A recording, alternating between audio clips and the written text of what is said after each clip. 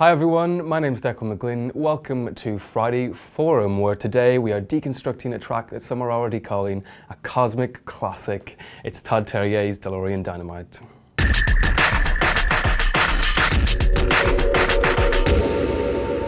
So as you might have noticed, we're not live today, but we do have two amazing tutorials on how this track was put together, starting this week with the notes and melodies, and next week we'll be looking at the actual sound design and how the synths and effects were all made. Flex those disco fingers. How you doing, Ski? I'm fine, thanks. How are you, Declan? I'm very well. Good. So we're looking at Todd Terje today's amazing track, Delorean Dynamite. Yeah, you set me quite a challenge with this tune. Yeah, kind of deceptively complicated actually, but I love a challenge, and yeah, I'm really looking forward to having a look at this. So I thought maybe first of all we'll sort of have a quick sort of flick through the track, look at the sections. I've dragged the audio of the track into Ableton, and I've warped it as well, so it's synced up to tempo, it's a metronome. And I've put it into a few sections here just using the locator markers in Ableton. So I've actually assigned some keystrokes as well to these. So let's just have a listen to the intro first. Reminiscent of White Lines. Yes. Yeah.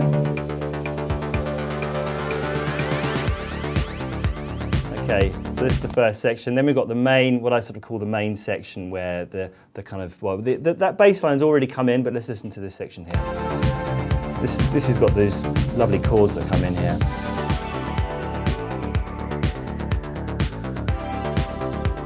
So that's what I call the main section. Then we've got the B section. So there's a change here. The bass line moves with the chords.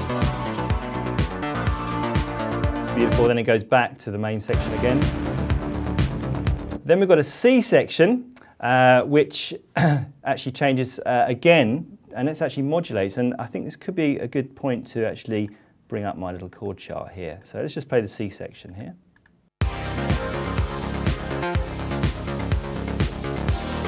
In a minute I'll go through the chords and try to sort of work out what's going on here.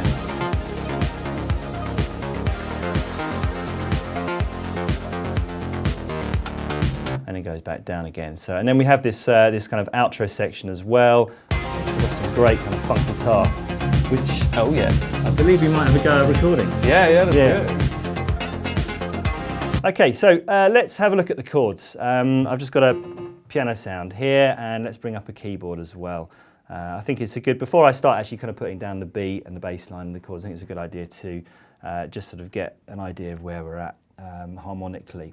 So I've got my virtual keyboard here. So the main kind of section is in D, and you can see I've written down D major, D minor. That's because it's sort of going between a major and a minor. If I just play those two scales, this is D major with two sharps, F sharp and C sharp. And if I play D minor, D natural minor, we just have one flat there, which is this B flat here. So the chords for the first section, and it's all pedaling, the bass line is all kind of, it's a riff, but it's pedaling on a D, so it's pretty much just staying on the D. We have this chord here, which is an F major over the D, and if we just played the kind of root of that chord, the D, we could call that a D minor 7, but I like to think of it as just kind of like an F over D. And then a G major over D. So it's kind of the first chord, we're in D minor, then we're ending up in D major, and then then it goes to a C, which is like a C, like a slash chord over D, G major, and then back to a D major again. So we have these chords, and as I said before, the bass line is staying the same. Then we get to the B section, and then the bass line moves with the chords, and we go to an F major 7, E minor 7, B minor 7, B flat major 7. So again, we're kind of moving in and out of the D major, D minor kind of vibe there. So this one is, I'd say, staying in kind of D minor, E minor 7. Because we've got this B here, we could actually say that this is like a D minor Dorian mode. and then ending up in this B flat major 7. So then that's still, I would say, still in D, but then for the final section where the guitar comes in, we're actually modulating to F minor, and we have this chord sequence: C minor 7 to D flat major 7, E flat major to an F minor. So there are the chords. I think it's so jazzy though. It's so jazzy. Always with Terje it sounds like that, doesn't it? It's great. I mean, I love this kind of modulation here, going to F minor, and it sounds so great when we go back to D minor. So let's get rid of the chords for the moment, and let's try putting this in. I'm just going to start off with the beat. Got push here. I'm going to try to do as much as I can on push, but I will be kind of looking at the screen as well, because you know, when it comes to doing a bit of editing. So I'm just going to add a track and bring up a drum rack, and I've actually pre-prepared some of these racks. This one I've got a beat that I've made out of drum rack, so I've called it Delorean kit. There we go. So let's just start off with that kind of intro, which is like the kind of White Lines intro with the kind of repeating 16th bass line, but the beat is slightly different there as well. So I'm going to use the repeat function on push for this and put that to 16s. So let's just record this in. Make sure the metronome's on.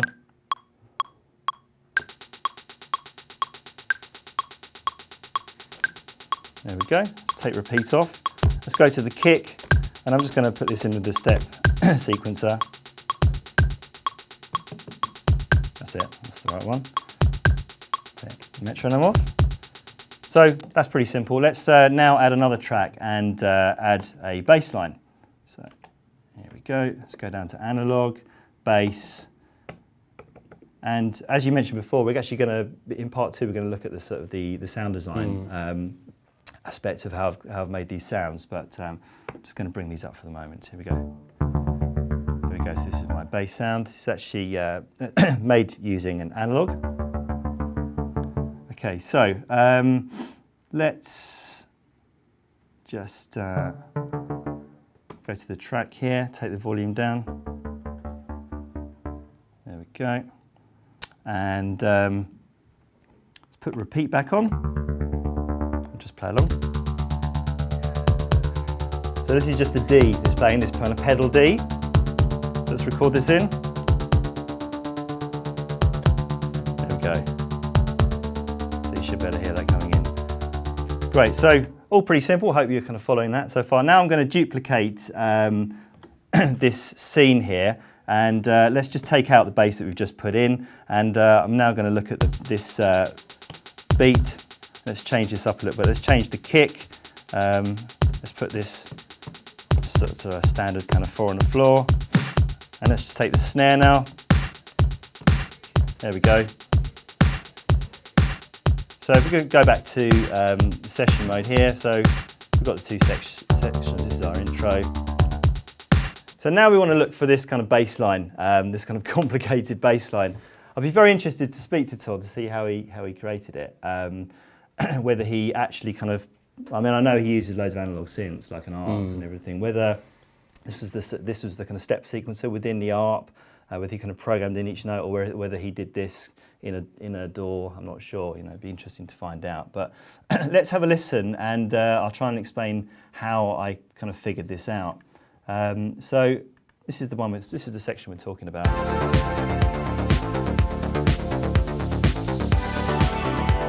So I'm just going to go on to the bass sound and bring up my keyboard. Here we go. It kind of feels like something like that, but it's actually like an 8-bar section here. So in order to kind of work out the whole of it, because it does kind of move around a bit, I thought, well, seeing as we've warped the audio, we can just slow it down. We can like halve the tempo. So we're at 124 BPM. If we go down to sort of around 70, 69.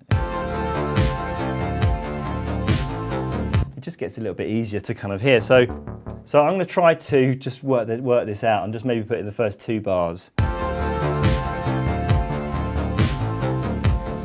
So yeah, let's record that in.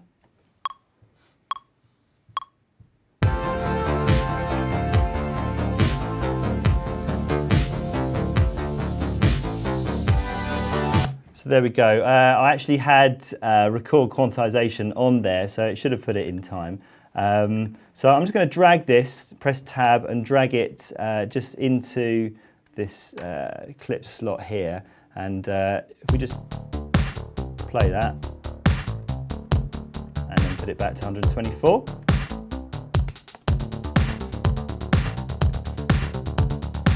That's sounding pretty similar. Yeah. Let's just turn the loop on as well. So that's kind of how I worked it out. And as I mentioned before, it's like an 8-bar section because there's a lot of stuff going on. So I've actually sort of, in true Blue Peter fashion, I've kind of pre-prepared this clip. So I've saved that MIDI clip, that 8-bar MIDI clip. So I'm going to just delete that now and drag in my clip. There we go. And because it does actually change and yeah, let's listen to it and you can hear.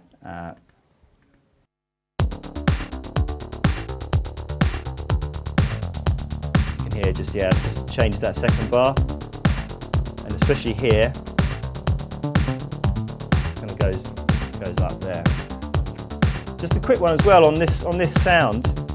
I've just assigned a macro to the cutoff frequency, so I can kind of mess around with that. And I've also put in an octaver as well. And this is going to come in handy in a bit, in the next section. So let's try the chords over that. So let's add another track, and I'm going to go down to pad sound. Here we go. Aptly called it Delorean pad. There we go. And again, we'll look at this in part 2. yeah, just as Ski was saying, any sounds that you hear in this part 1, you can figure out how they were made in part 2, which is coming next Friday. Yeah. So let's just remind ourselves of these chords. We've got an F major, G major, D major, C major, G major, and a D major. So you don't need to play the bass D because that's being provided by the ARP. Exactly. Yeah, okay. Exactly. So let's go into, actually, yeah, I can probably leave that going and just record this using push. So let's go for it.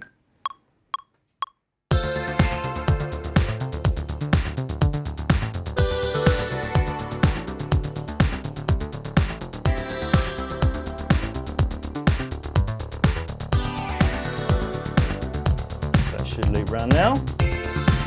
There we go.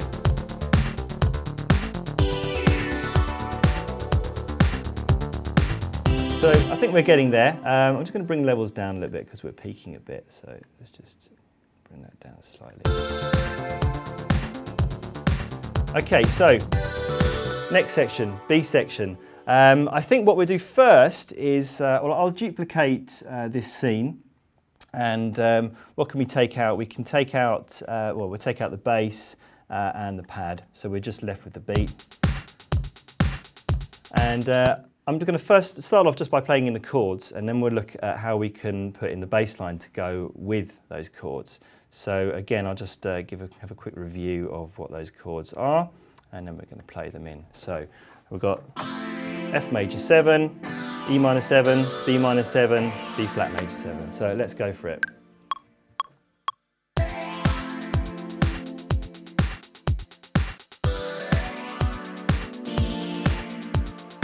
Leave an extra bar here. Such a nice chord, F major 7, and that synth. Yeah. Classic sound. It's beautiful. So, how are we going to get the bass line to work with that? Because the bass line is kind of following those chords. I figured a way of doing it.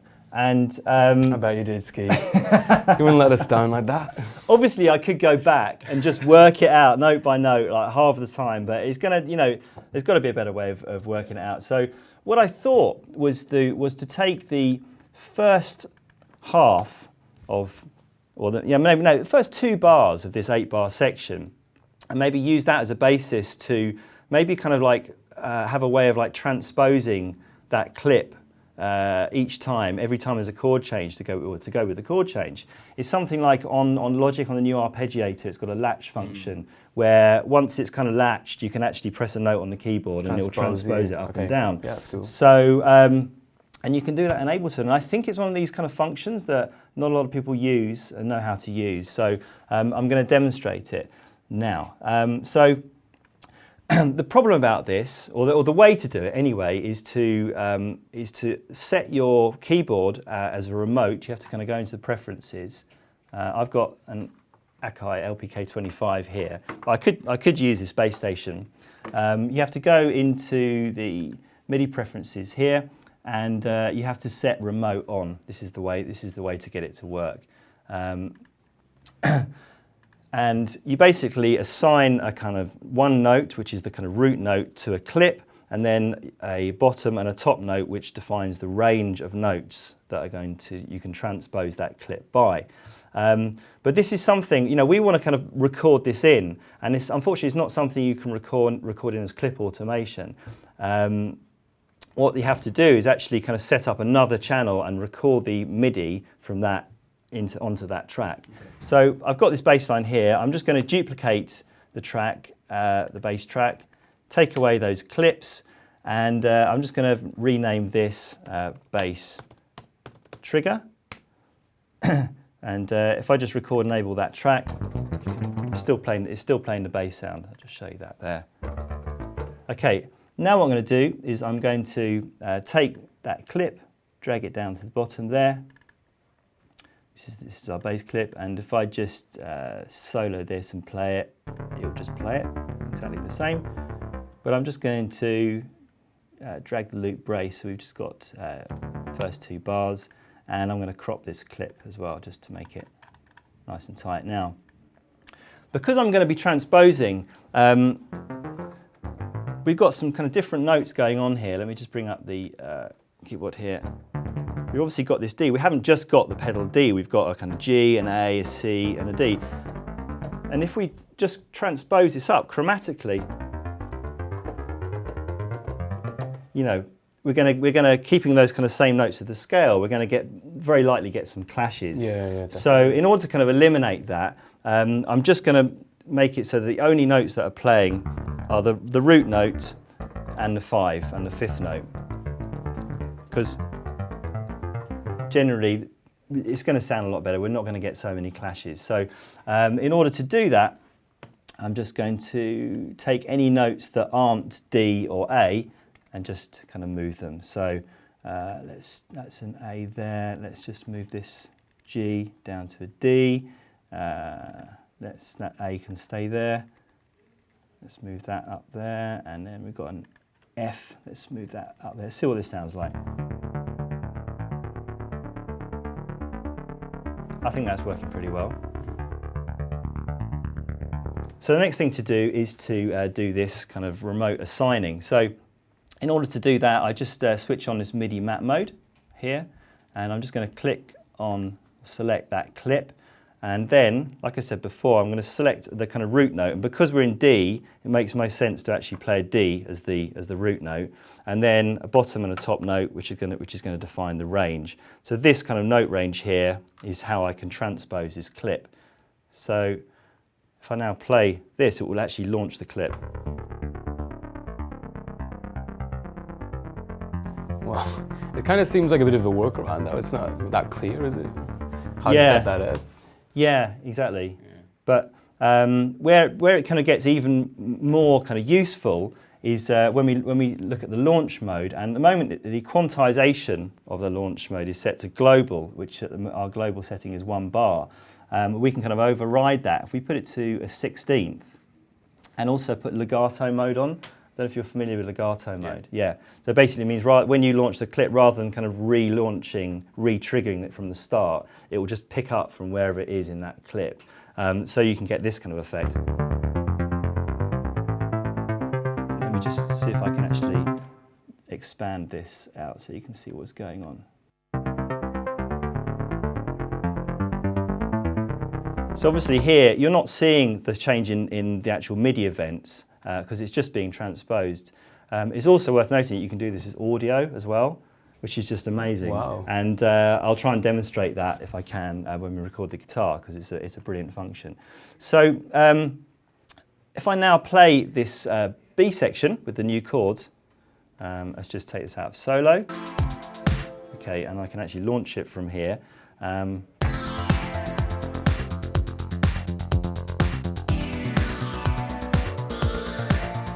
So it's kind of really nicely, and what we can make use of the octave here.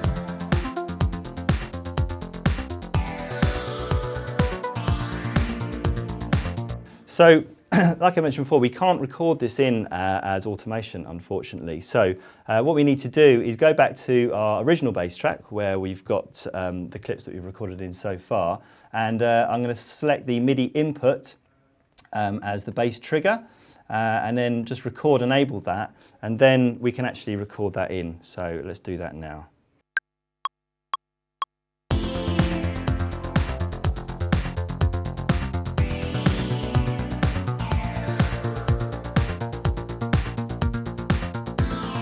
Okay, so I just have to quickly kind of mute that now, and then when we play it back, we can actually look at that, the MIDI events of that clip as well. There we go.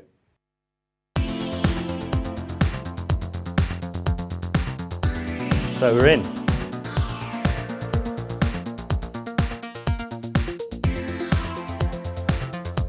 And we can apply exactly the same technique for the next section as well. So if we just duplicate that scene, and let's just take away the pad, take away the bass, and let's just record in the C section chords, which I'll just remind you of now, just so that you can see them. There we go. Let's bring up the keyboard. This is the modulation to F minor, so let's record this in.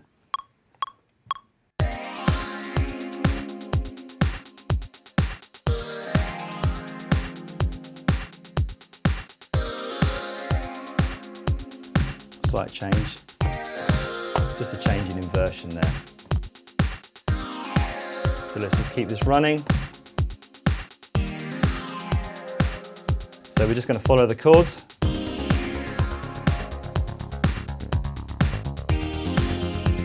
So let's hit record. Let's just record enable that bass track again. Here we go.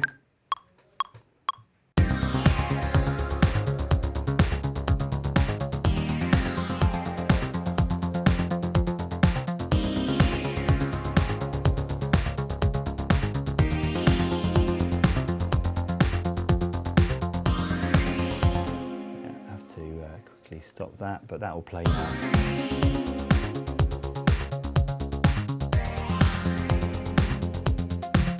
We can record in a bit of automation.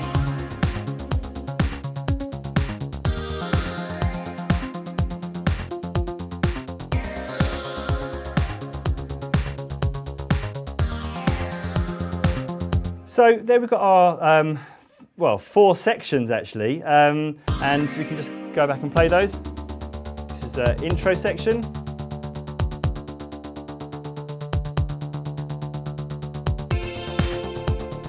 One thing that might be quite nice is a kind of white noise filter sweep when it comes in. That could be really cool. So let me just add a track, and I've probably got something that we can use there.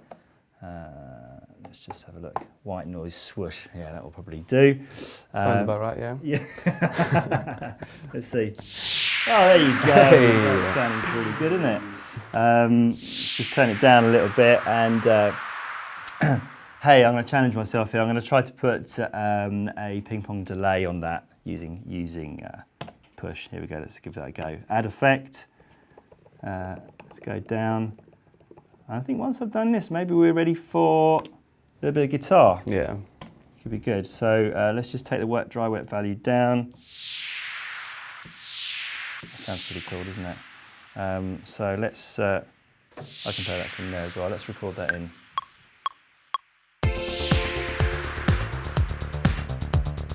Okay, so that's happening, I think, every 2 bars. Let's just go to the clip there, and let's just, I'll just expand that out there. There we go. Let's make that loop length 8 bars.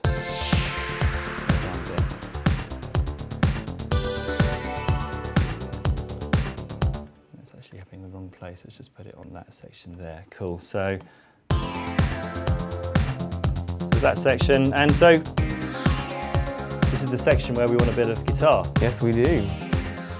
So yeah, next we're going to record some guitar, and what better way to bring someone in for this cosmic disco jam than via teleport.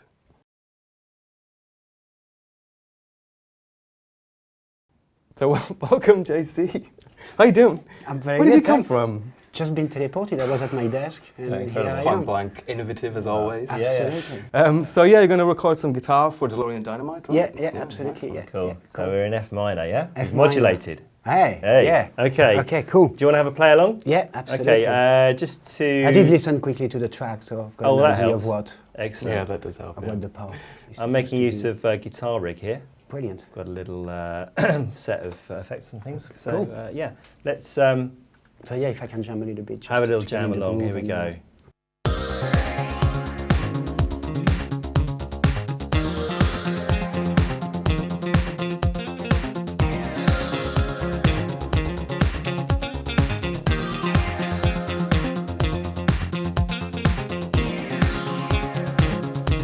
Do you want me to take you? Sounding pretty good to me.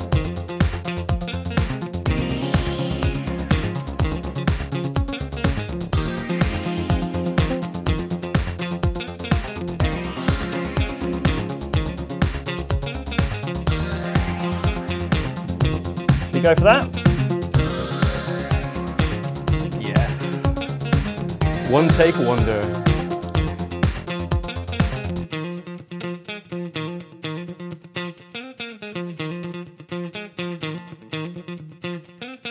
That's great. Should we go for maybe the last 4 bars? Yeah.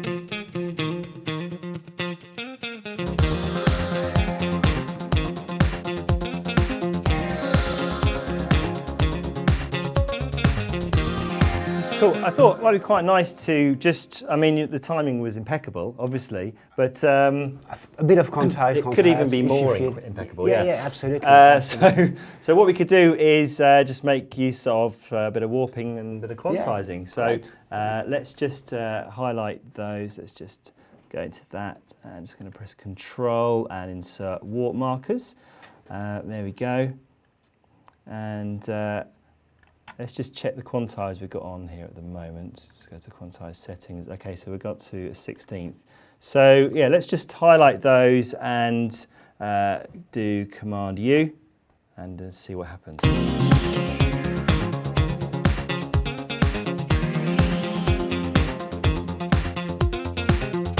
Sounds pretty good. Yeah, totally. I was thinking actually, because there's quite a lot of in-between notes, maybe we can compress it Definitely. before it's bring kind of those going out, to that guitar rig. Just to try using the. Yeah, I think the sound has to be that kind of sound. It's quite heavily compressed, heavily chorused. Totally.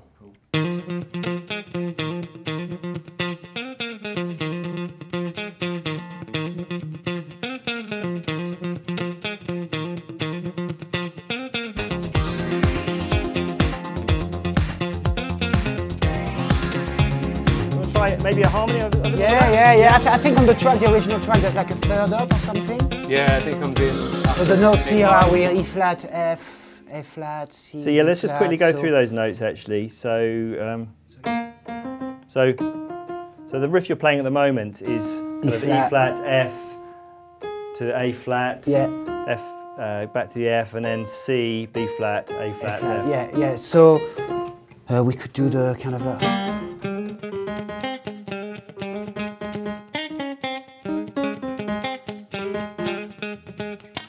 So basically like a third so maybe up. a third up A third all the up. way through. Yeah. And maybe I'll do it slightly with less ghost notes, so it fits a bit better with Yeah, with the original part. Maybe just Great. accentuate the main notes. Maybe. Okay, so I was And then after duplicating that, you guys track. can decide.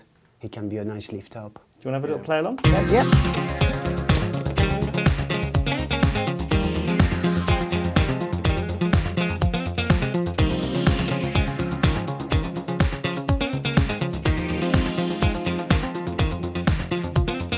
Are you turned up?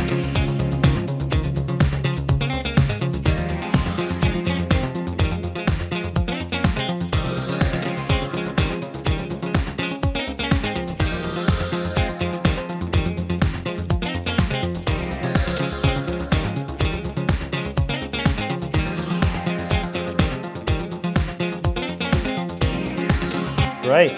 Sounding beautiful. Did you capture that? I captured that, yes. Fantastic. Let's do the same thing. Let's. Yes, and quantize. There we go. Insert watermarkers and just highlight them all. Command U.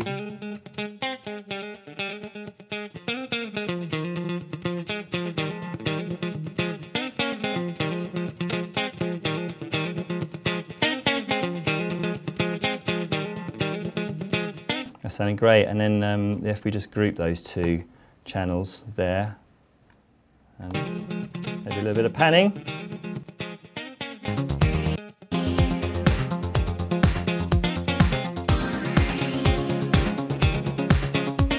Sounding great. Yeah. Yeah. Cool.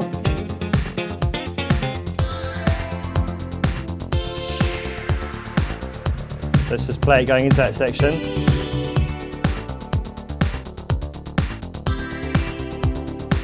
And then going into the next one.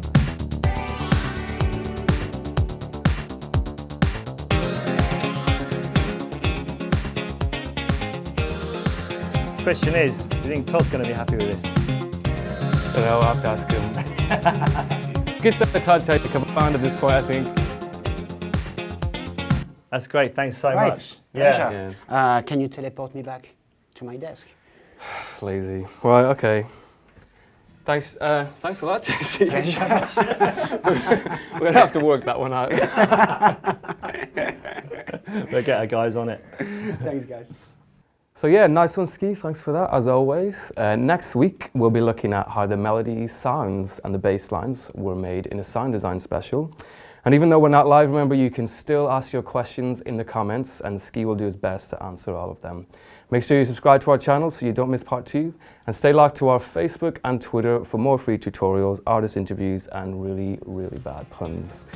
Thanks, and we'll see you next week.